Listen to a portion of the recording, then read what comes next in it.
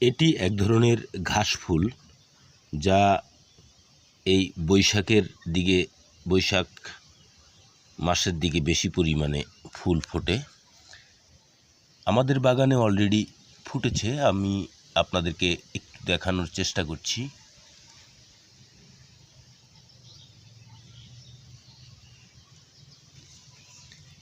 এগুলো হচ্ছে ফুলের কলি, দেখতে পাচ্ছেন। হ্যাঁ, এই ডাল খুব নরম, একটু বেশি চাপ পেলে ডাল ভেঙে যেতে পারে।